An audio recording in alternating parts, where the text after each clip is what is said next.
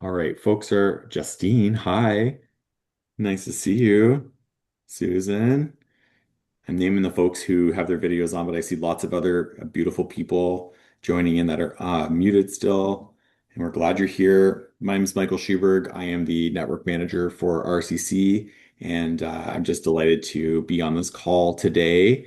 And I am aware that folks are arriving from many things that you're doing in your busy days. And that for some folks it's morning, and some folks it's afternoon and evening for others. And we're just so uh, blessed to be able to be online together and to join together across Turtle Island and beyond. And I just invite you to, we're just going to ground ourselves as we enter this community call. And so just invite you to like take your fingers off the keyboard, put down that pen, stretch out those legs, open your hands, find yourself here in this space. Move your body a little bit. Pay attention to the spaces that need energy and love. Just going to take some breaths in together to fully arrive. So let's just breathe together. Let's take three big, deep breaths in.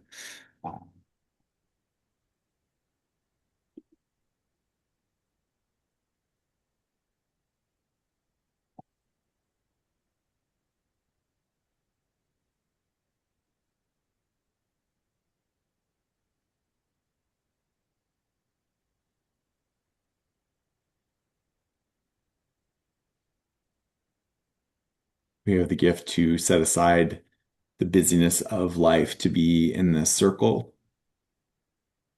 to be honored to sit next to one another and to learn from one another, to be held by the earth which sustains us.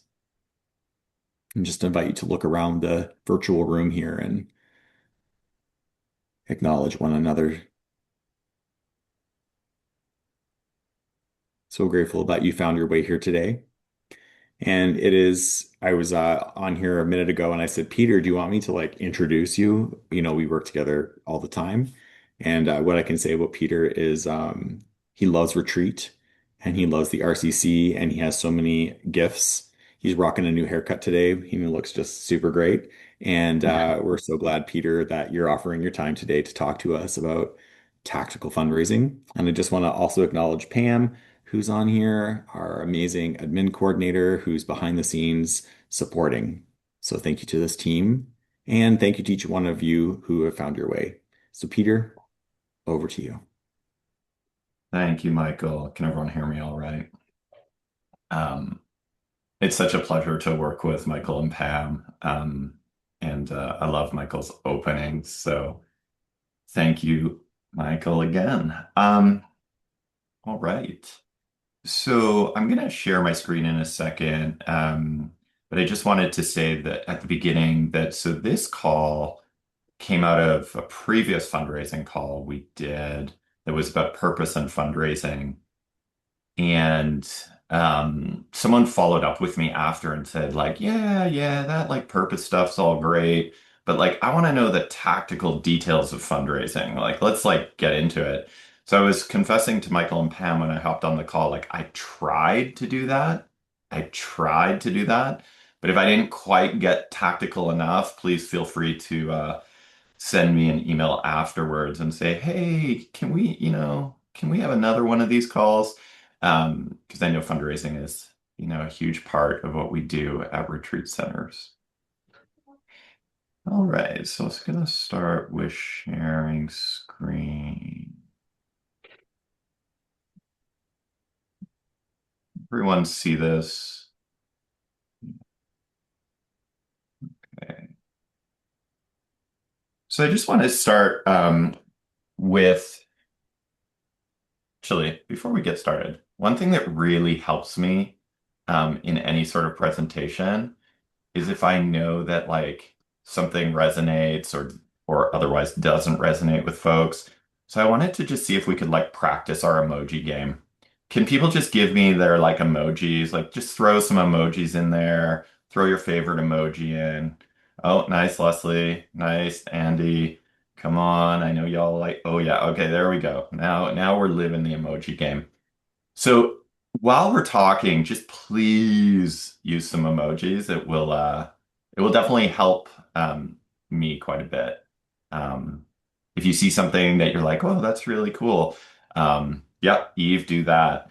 Or if you see something you're like, I have no idea what that means, throw some other emoji in there too. But yeah, keep up the emojis.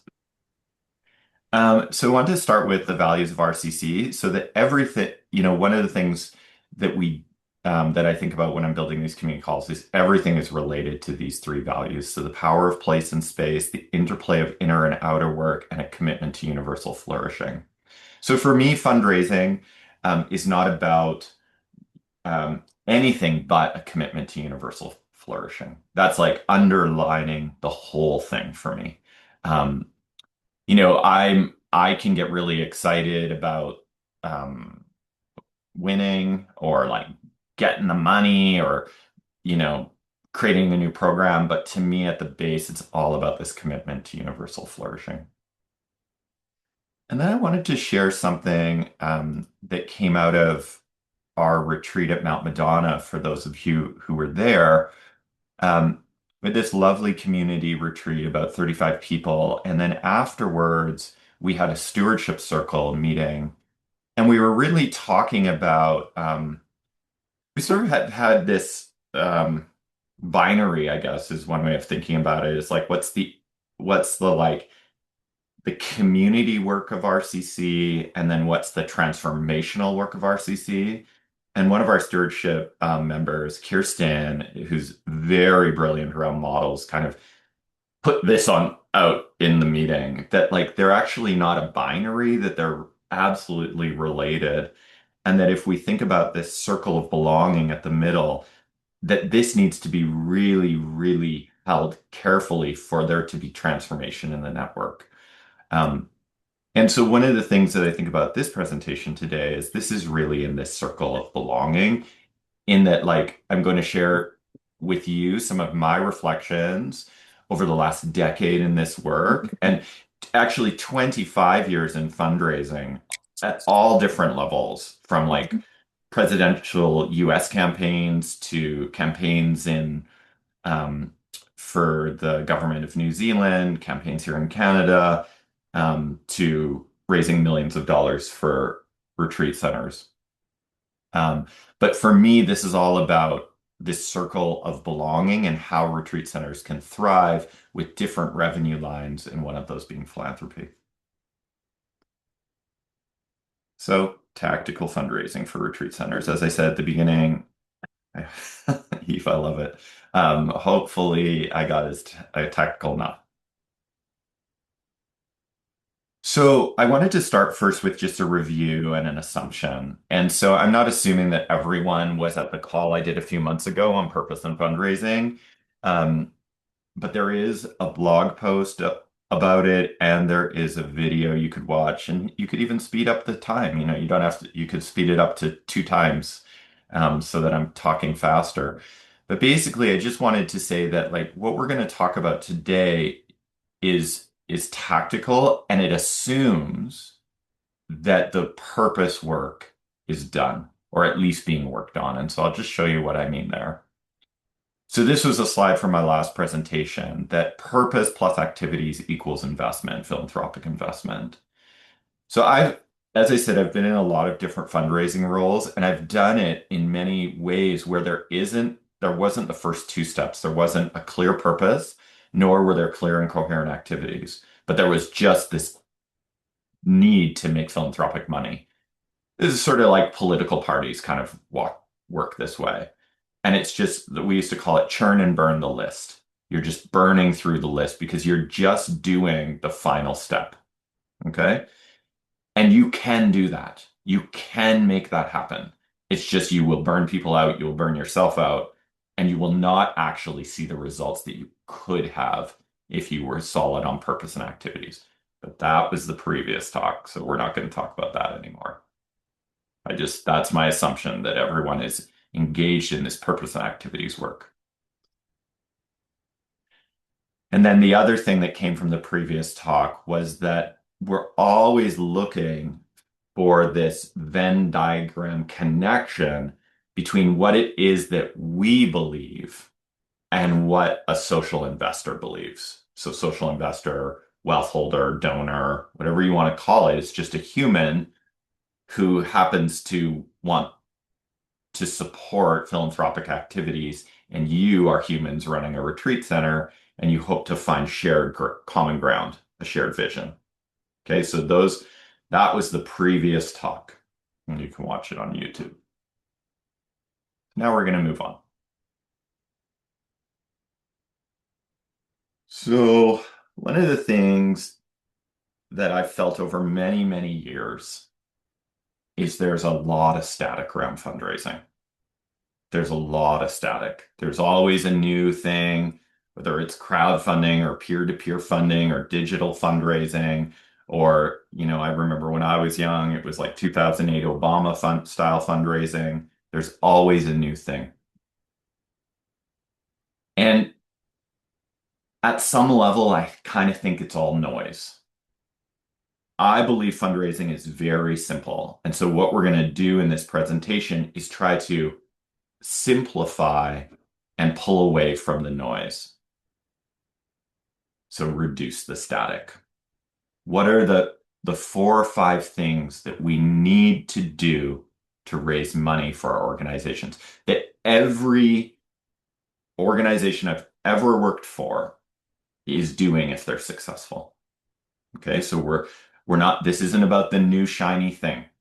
In fact, what I would say is there is no new shiny thing. Software companies will want to sell you a new shiny thing, but there's really not that many new shiny things.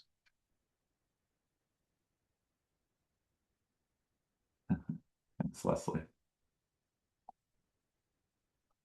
So we're going to start with a goal. So I was all week when I was working on this, I was thinking about these quotes about goals, and there's like so many that I have in my head, and I can't remember any of them. But it's basically like if you're trying to go somewhere and you have no goal, you will not get there. It's just straightforward. If you do not have a fundraising goal, you will not get there. Um, so if, like I meet a lot of different retreat centers, a lot of retreat centers will call me, say, hey, we need help with fundraising. And I say, well, what's your goal? Oh, just $1 million. Like just $1 million goal. And I was like, okay, well, what does that mean? Oh, I don't know. We just need the money. It's like, meh. Like that's not a goal. That is, I don't even know what that is. It's like throwing seeds at I don't know what it is. So one of the things I learned at Hollyhock is I had 3 goals always. So one was a budget goal. So if we think about philanthropy or fundraising as a revenue line in your budget, there is a budget goal that will get you to whatever your board agreed to, whether it's break even, surplus, or deficit budget, but that's your budget goal. Then there's your fundraising goal, which, sometimes when I was at Hollyhock, those were the same things. But what I realized later is that in order to be conservative, I wanted to make that budget goal conservative, but the fundraising goal was a little bit stronger than that budget goal because inevitably in our year, things are not going to work out the way we had planned. So, for example, you might have in your budget goal $100,000 from philanthropy. But with your development director, or if you're a sole practitioner ED, you might decide that your fundraising goal is 140. Our goal is 140. So that's the goal you're socializing with the team. That's the goal you're bringing to your leadership meetings. That's the goal you're presenting. I mean, the board understands the budget, but you're presenting to the board as you're reporting against your fundraising goal. And then I always love to have a stretch goal because I think that there's something about striving to something. Not everyone loves striving, but there's something about striving towards something bigger than what we said that I think is important. So when I was building fundraising budgets, I always had these 3 goals. All right. Can't stress how important that goal is. It's like the fundamental starting place. So let's talk about models. So in my experience with retreat centers, there's really two models that I think work. So one I call the patron model and the other I call the impact model. So this presentation is focused almost entirely on the patron model. You'll see what I mean later. I just do want to, I think later in the slide I'll say something about the impact model, but I just want to say that we're not going to really be talking about impact models. Um, we're going to focus on patron model. So what do I mean by that? So really one way of thinking about it is a patron model is individual giving. It's people giving. And I think what's important to remember is that this is about a strong relational connection. Okay. And we're going to get to who these people are in a minute, but really, like I can just use my Hollyhock experience. When I walked into Hollyhock, it was raising about, I can't remember the percentage budget, but it was, it was like, let's say it was raising 10% of its budget philanthropically. And it had a few patrons that it would go to. And you could call like the different tactics you use to work fundraising in a patron model, they focus on individual giving. So some of our centers will have a few major donors, people who maybe give whatever your major donor threshold is, 5,000, 20,000, 10,000, 1,000. In some form of annual giving, but again, focused on people, focused on relationship. Legacy giving, which is when people leave money in their will. Some form of donor events, but you can see I put the word focused here. Really important. I used to run, when I first started fundraising 20 years ago, I ran a lot of events and lo and behold, they all lost money. And so I think that you really have to be good at doing events and really clear about what your goal is, or they can easily lose money and they take a lot of their, high resource. And then digital fundraising, I put here, and as someone who's spent like 5 years in digital fundraising, I would say it's mostly a waste of time. Um, I believe digital fundraising has a role, and in some places it's going to do better than others. But I will tell you that we wasted a lot of time and money at Hollyhock trying to build a digital program that didn't get anywhere. Um, that's my experience. It's not everyone's experience. Um, but I really think digital fundraising and email fundraising is very good for setting narrative, but it's not very good to spend a bunch of time on. And then here's where I'll just say a couple things about impact fundraising. So impact fundraising to me is institutional giving. So this is foundations, this is grant writing, sponsorship often. But it's not to say that relationships don't matter here, they obviously very much do, but it's really about outcome metrics. So for a foundation to give a retreat center money, they need to see that your activity lines up with their theory of change. And what I would say, my experience, both with Hollyhock, but also with like a client base of organizations I'm working with, is unless you have a really strong outcomes, unless you have a really strong ability to produce outcomes in the world, institutional funding is going to be a lot harder. Does that make sense to everyone?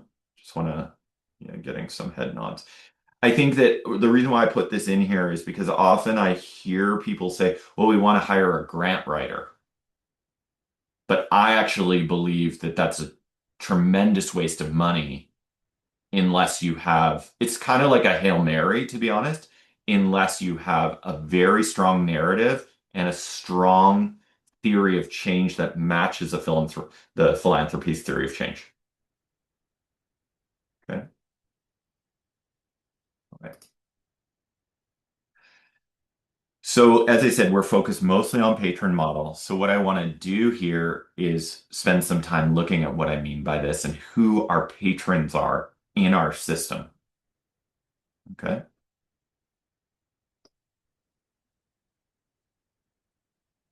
So, um, has anyone said a version of this? I know I have. I just like show of hands. Has anyone said a version of this? Yeah. Like, or we're so unique. Like, if people knew about what we were doing, if everyone just knew, then we'd get so many donors. Okay, well, I will admit to saying this many times. Here's what I think. Um, just total BS. Just absolute patty. Um, and so really what we're trying to do is figure out who in our system is already enrolled. So what makes a good patron? And these are the four things that I could come up with. There's probably more, and we'll talk about your systems in a minute. So has strong engagement data, and the next slide I'll get into what I mean by that. When I was at Hollyhock, um, my amazing development director, Penny Naldred, and I spent an afternoon in a boardroom and we went through every donor that had ever given to Hollyhock. And they had the three has a meaningful personal connection to the center and underscore meaningful. They have the capacity to give. Now,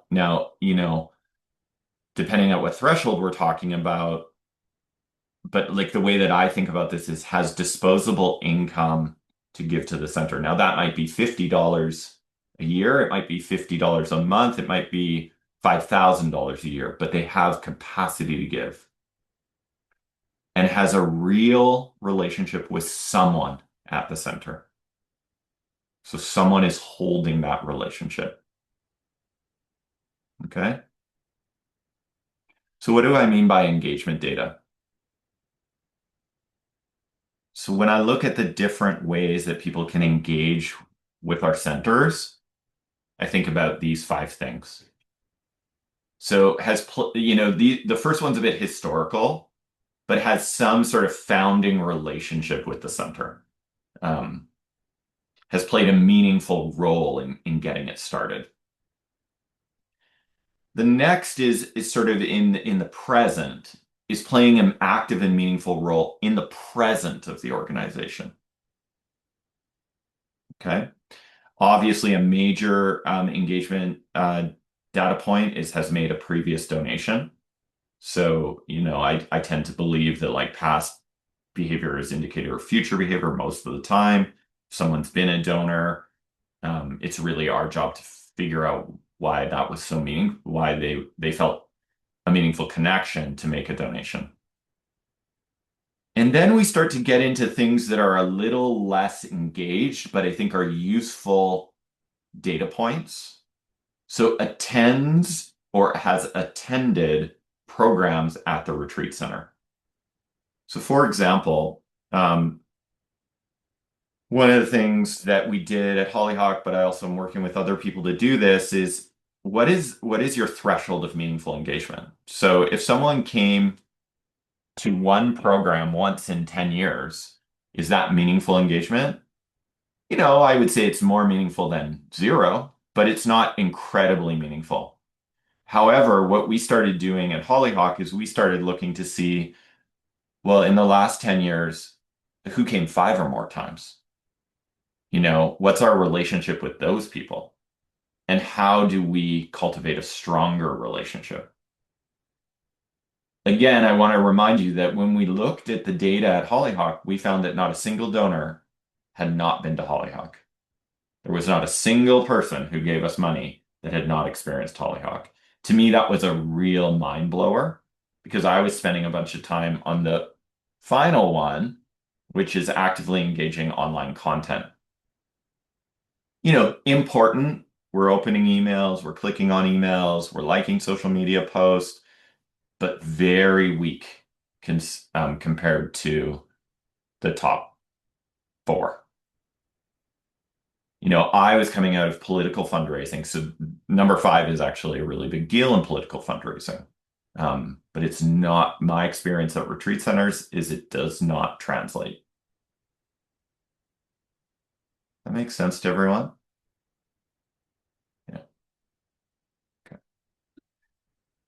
So, who are our patrons?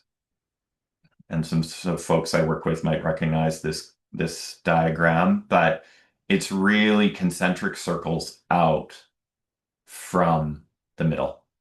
So, and these are going to be different across all your different centers, but it's who's in that tightest circle, where's the close community, past donors, and then your engaged participants.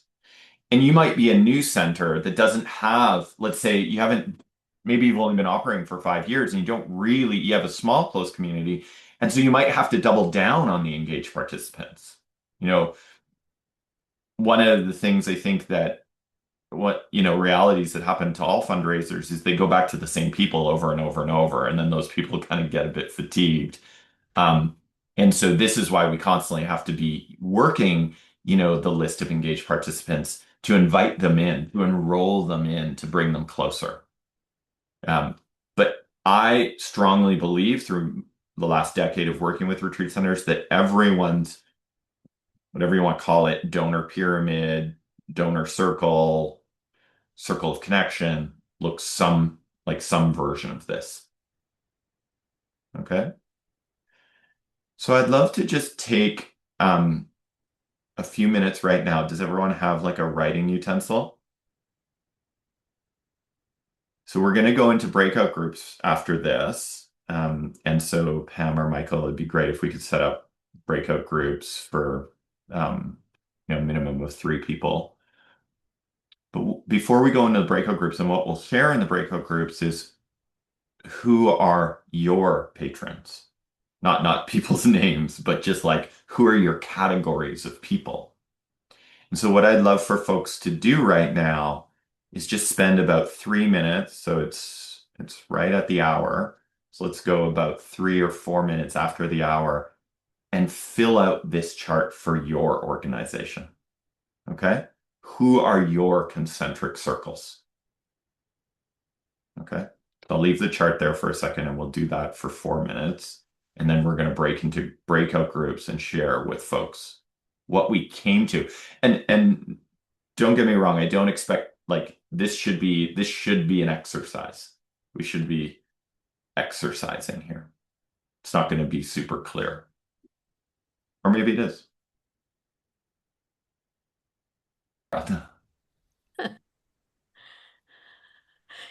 I wasn't trapped. I was happy to be there. Welcome back, everyone. I was just laughing because we got like cut off right at the last second. I wonder if other people had that experience. Um, Michelle or Elizabeth and Ratna and I had a lovely conversation. I'd love to hear how that went for folks. Was it easy to build out your circles? Was it complicated? Were there similar circles? What did y'all hear?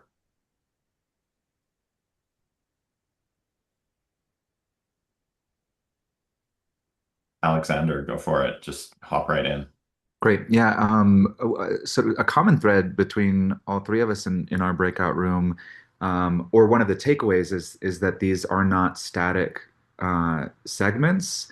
And so as organizations, shift or change, like Michael brought up this idea that founders don't necessarily just have to be the people who founded the organization back in whenever it was founded, especially for historical organizations. But as organizations go through transitions or changes and new people, come in to participate in developing a new identity for the organization, that is also an act of founding.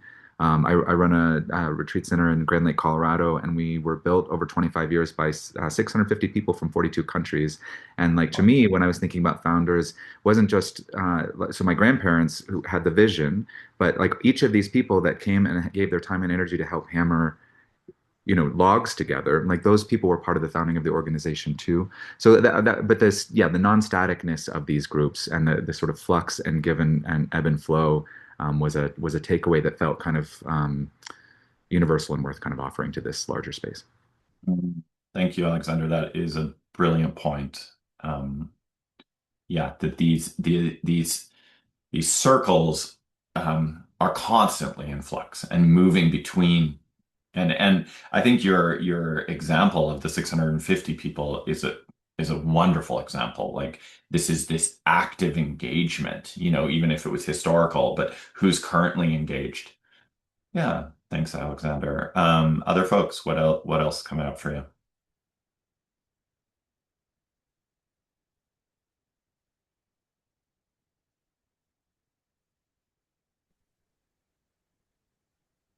Brian, yeah, you folks just jump right in. You don't Okay. have to be banned. I found it interesting that in our group it was the commonality was, and there were three very different settings, is that it's the folks who have been our guests, who have participated here, who have been involved in programs that are ultimately our donors and because they believe in what they experienced. And so they continue to be very, very important. But the reality is, as demographics change, they are aging. So I need to start looking in new directions. Oh, Brian, such a good point. So I just want to share my reflection there. It's like, so if we think about all the energy and power that comes with the retreat spaces we create, this absolutely like transformational container for folks.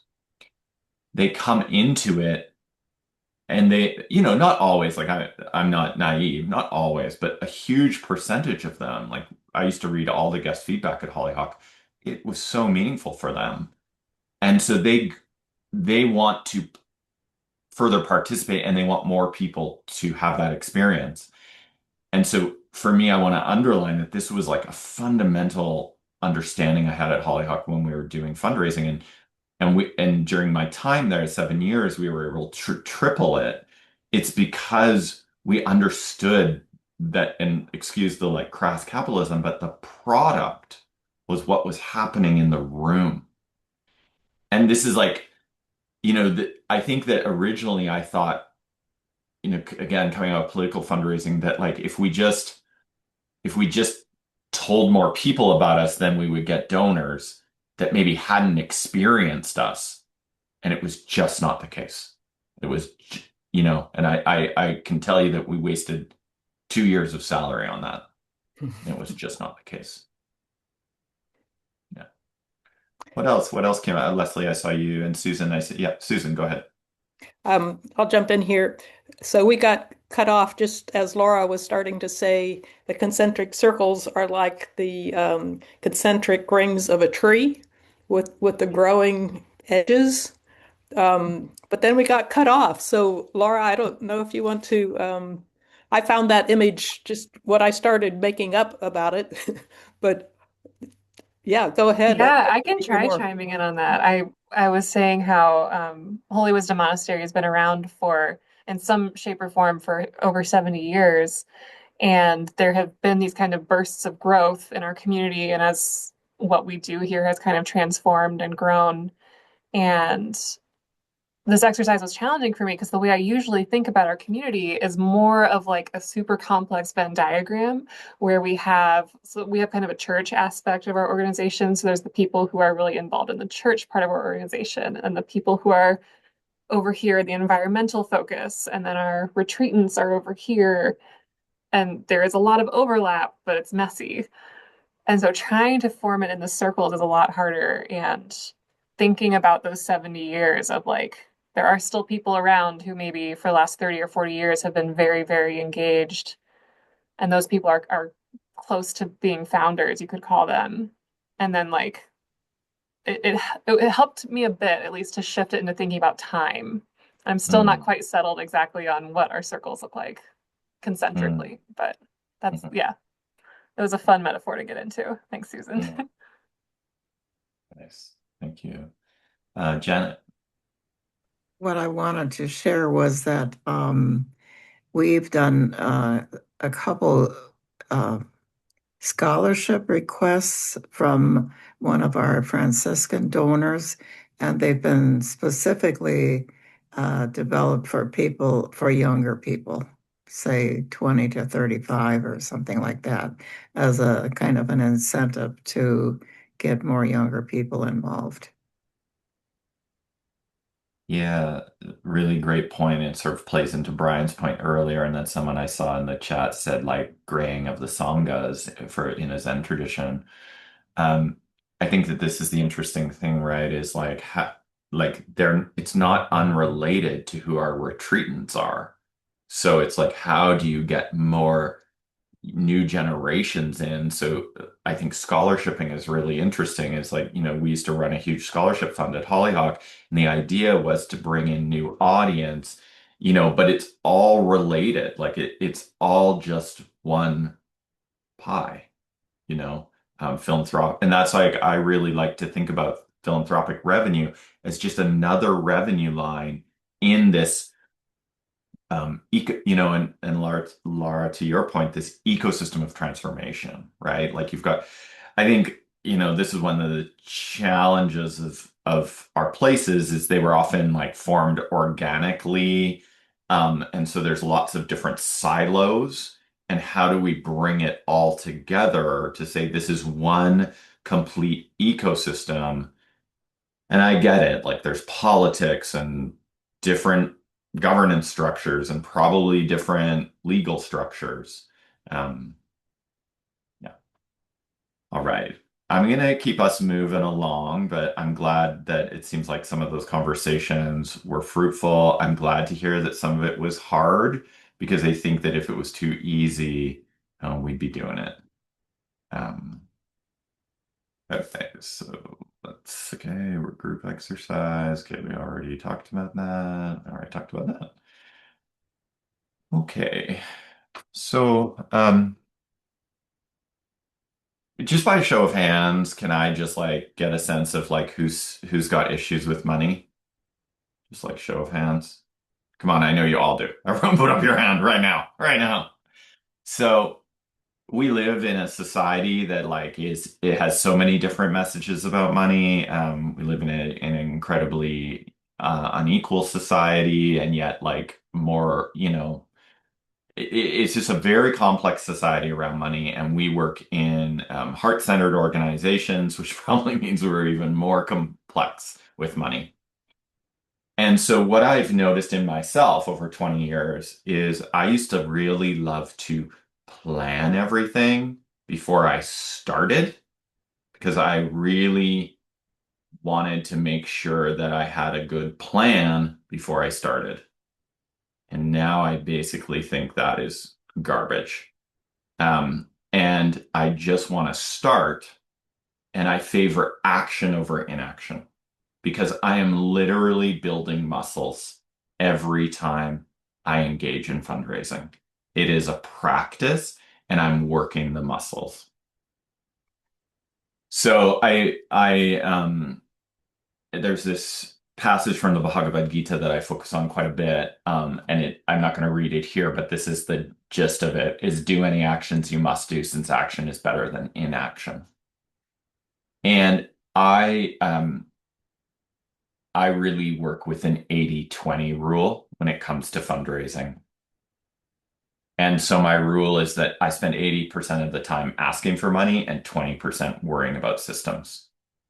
And in fact, if I'm being super honest, I probably spend 99% of the time asking for money and 1% working with systems.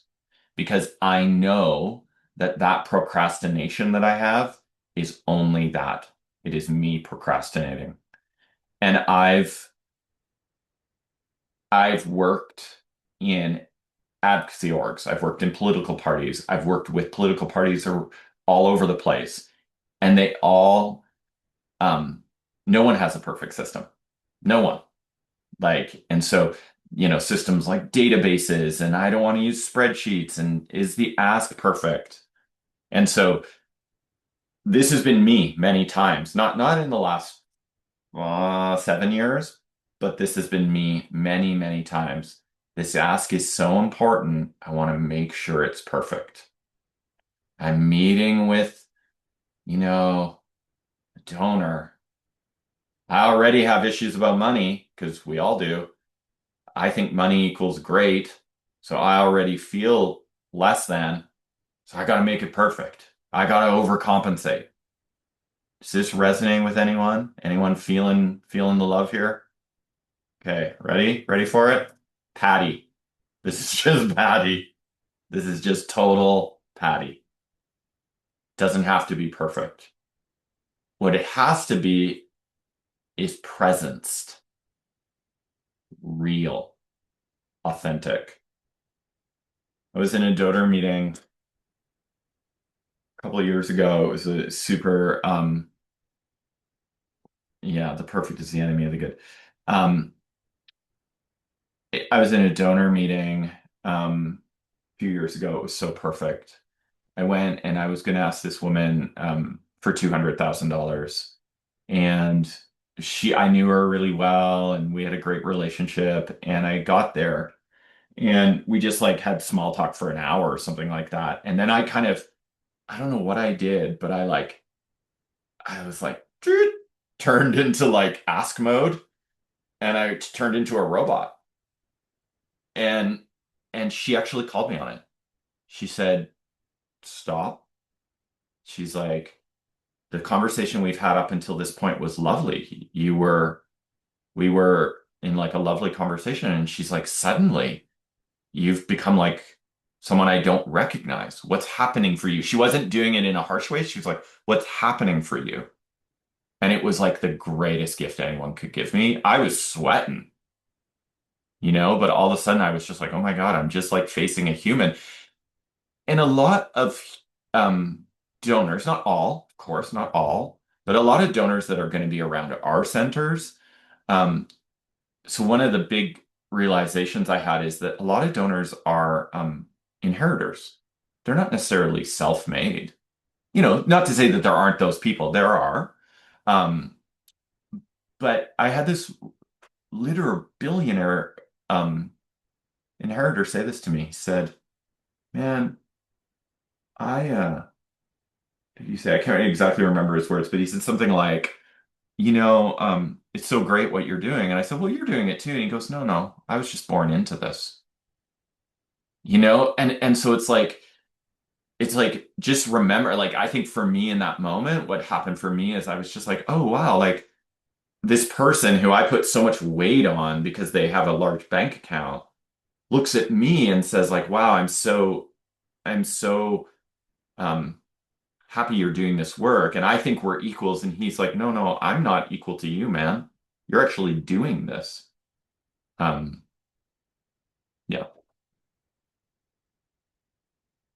Oh, I think I'm not sharing my slides, I heard. Is that correct? Thank you. Thank you. I'm gonna share. Yeah, I just had my Patty slide on the screen for like 10 minutes. So um yeah, I'm just gonna yeah. So this is kind of what I've been going through, but I just think it's really important for us to get out there and work the muscles. Work the muscles. It's not going to be perfect. In fact, like there's no such thing. It's like just get out there. Every time I grew up in a fundraising tradition. It was like, those people that are on the street and they're like, do you have a minute for, you usually cross the street when you see them, or at least I do. But like those people are, do you have a minute for like Save the Children? So that was my fundraising boot camp. They used to say that you get 30 no's before you got a yes, but they wanted all those no's because they wanted you to get out the weird stuff. And I think that this is the same thing. It's like work the muscle, work the muscle, work the muscle.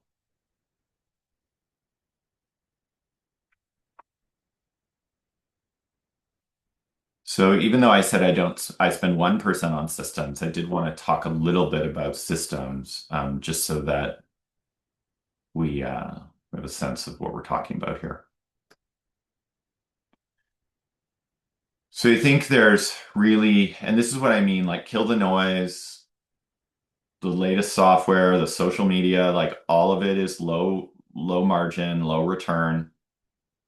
When we're talking about a patron model or even an institutional model, there are really only 5 things we need.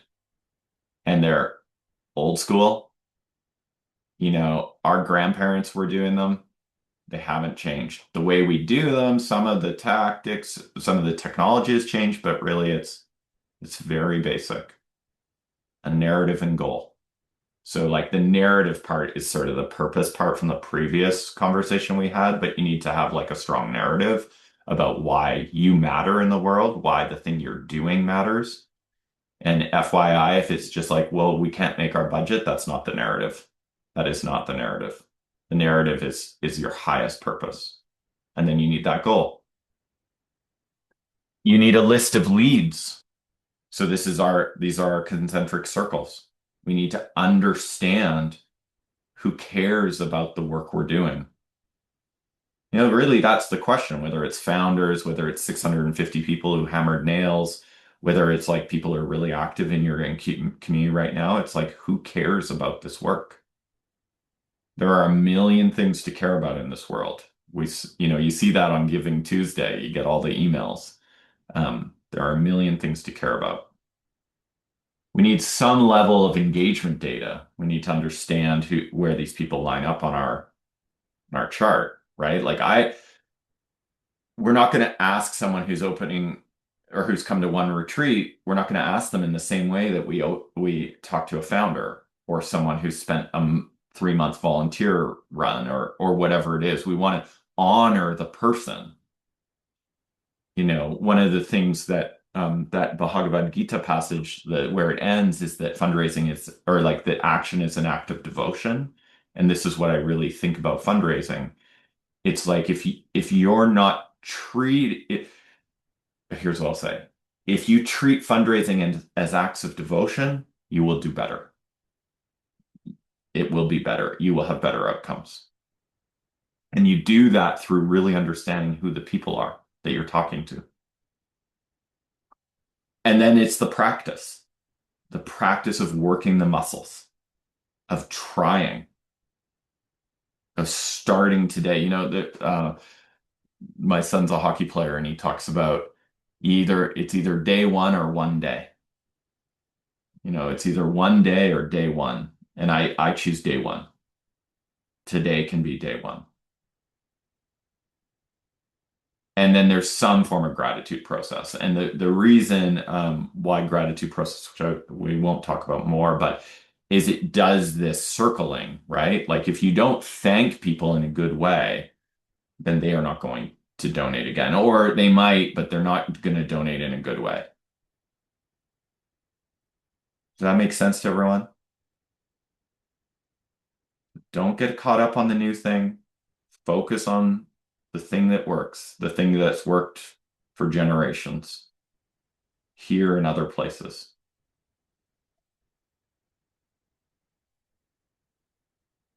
All right. We're going to go into breakout groups again. Same thing, 10 minutes, same, minimum 3 people. And here's the prompt. What are 3 things you could do today to ensure better fundraising in 2026? Okay, 3 things you can do today. So the system. We're talking about this. What are 3 ways you can engage with this system today that will improve your chances for 2026 to grow that philanthropic line in your budget or to hit the budget goal that you have? Okay, so maybe let's just take, it's 35 after the hour. Let's just go to 39. Just think about that question.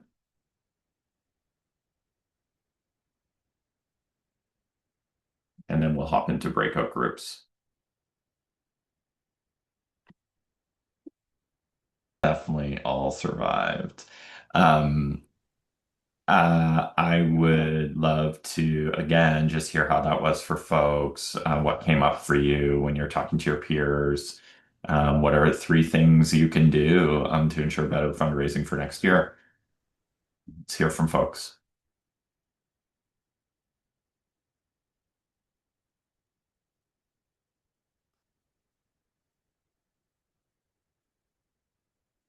I could share, and I think Garth and I kind of came up with similar things. And for those of you who know, I'm one of the founders of the center, and Garth's the general manager. One is like kind of more clearly establish the narrative of what is the story we're telling people. Um, and we've been talking about a membership plan. So that would be, a form of raising more money, fundraising in a different way, and a membership plan with benefits. Uh, and something we really haven't started yet is developing a list of leads and defining, starting with maybe people who've, we've had a little scholarship fund, but we haven't, pushed it too much, starting with people who've already donated, and then also people who've been here, three or more times or even two or more times already. So yeah. Awesome. Yeah, thanks, Bill. Thanks, Bill. Eve, I see your hand up. Yeah, I have a follow-up question for you, Bill. Thank you for that. I'm so curious about the membership plan, and I would love to hear any of yours and anybody else's experience with that. I know we've looked a little bit into like nonprofits and how it works with tit for tat, and you have to like the legal stuff and how you can't give away stuff if they're giving you stuff. Or anyway, I'm just curious if anyone has any insight into that part of it. I'll just say we haven't started it yet, so we probably don't have much insight, but we have some ideas. Yeah. So, so maybe I can just jump in a little bit, Eve, to answer your question. So I think that the membership model that we used to always look at Hollyhock was one that Omega has. And so you can go to their website and it says on their website membership. So I clicked on it and it's basically like, you get discounts off rates for retreats. You sort of get the catalog first, or and in return you have a membership fee per year. And they tend to be lowish. Um, I have experimented with this model in many different ways, and I think one of the cautions I have against it is it I would rather work the muscle of fundraising personally than start to sell the product of membership, because holding membership is actually quite hard. It requires a whole skill set of managing the benefits. Not to say that it's not doable, but I remember at Hollyhock, we talked to the folks at Omega, and I don't think they had like tremendous things to say about it at that time. And that was before the pandemic. Um, yeah. And if I could just Michael. add to that, just to remind everyone that RCC is a membership-based organization, though. And so this is my practicing the ask that if you haven't already taken out a personal or organizational membership, that it's a great opportunity to collectively fund the great work. And, I think it is a form of fundraising, and maybe it's a leg flex instead of an arm flex or something like that. But you don't have to give a lot. There doesn't have to be a lot of benefits. The benefit is the collaboration. The benefit is the retreat center and that the ongoing operation of that place. So it is a great way to direct ask. And this is me direct asking, and I'm going to put a link in the chat for you in a few minutes. And yeah, I can see someone's writing in the chat. There are, as Eve said, like regulatory regimes in place for membership-based organizations. That doesn't necessarily, you can have membership-based organizations that are in a governance sense, and you can have a membership program that offers benefits to consumers in a different sense. But yes, this is one of the confusions about membership, that can also mean something in nonprofit governance. But I don't think that's what Bill was talking about, but I don't want to speak for you, Bill. And yes, when you have members in your governance structure, they have voting rights. So that's just like, we need to be all aware of that, of course. Any other things come up for folks when we're talking about what are the 3 things we could do today? Alexander. Yeah, I'll share a couple of just reflections. I want to celebrate just the folks who are part of my group. Brian has a very strong practice of gratitude, personal notes to folks in the community, and they've also done a really good job of developing those personal relationships, Brian and the other folks within the organization. So want to just lift up and celebrate that, and something that I'm taking away with me. And Susan shared a particular campaign that they're running where they're building a new cabin that has universal design principles to allow people of all abilities to be able to experience retreat. They found a champion in someone in their community who is utilizing a speaking circuit to help raise money for this new thing. So that a lot of deep relationship building there. Also doing something that really reflects the mission and values of the organization, and reminded me that I was sharing in our group that the narrative that I was thinking of was a larger narrative of the organization, but there are also within that kind of smaller narratives or campaigns that can be, those kind of targeted things can be really helpful to focus in on. Like we're raising something to give other people access to this gift of retreat.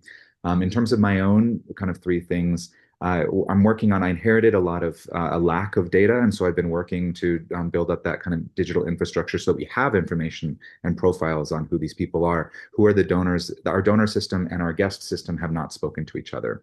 So we know that people have given, we know that people have stayed, but there's not an easy way to reconcile those two things. So that's something that I have been working on, and is something that I'm just taking away from this call. I'm gonna get that over the finish line before the end of the year. And then also just the practice piece of it is the hardest thing for me, which I think that's probably the case for most people. Like just asking people for money. I was sharing in the group that one of the things that I fall into is if I just tell the story, well enough, people will just want to give. And the reality is that, yeah, flexing that muscle and actually making a specific ask, a clear and specific ask of people that you've identified care about the place and have the capacity to give is something that I'm gonna gotta get in the gym. Nice. Nice, Alexander. Um, uh, I'm watching our time and I feel like there's like a good segue from what Alexander just said.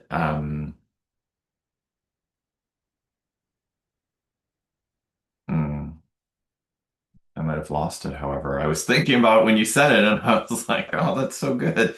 But I think I have lost it. Um, Michael, can I pass it to you to kind of wrap us up for the day? Don't worry, Peter, we've all lost it. Totally. It's getting close to Totally. the end of the year, and a lot of centers are in the season of maybe fallow, and so is the planet moving into this sort of fallow time, at least in this side of the globe. And so I just want to thank you, Peter, for offering us insight and inspiration and challenge to reconsider how we fundraise as we come into a new year. And just to take this opportunity to just reiterate that there's so much great stuff on the RCC website, and that there is a chance to become a member of RCC or to make a year-end donation. There will be a year-end donation letter coming out and a gratitude report early in the new year. So we're trying to practice what we preach here with all of you, and your feedback is always welcome. And lastly, I just want to say thank you for giving your time today to be here to learn collaboratively and collectively. And on behalf of the whole RCC team, to those of you here, happy holidays and happy new year to every one of you. So hope you have a great day. Thanks, everyone. Great to see you.